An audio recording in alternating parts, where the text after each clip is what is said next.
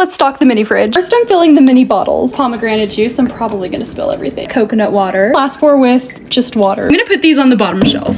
Now for the fruit, I'm doing raspberries and blackberries. Baby Bell cheese. Lunchables and Go-Gurt on the side. I found these snack containers at Target and I'm just filling them with grapes. I bought 4 more, so I'm just filling them with chocolate. Can't forget Capri Sun because I'm addicted. I've never had these, so hopefully they're good. Pickle Ricks, these are the best. I found this really cool looking soda. Strawberry applesauce and watermelon hints. Okay, this is so worth it. It's so cute.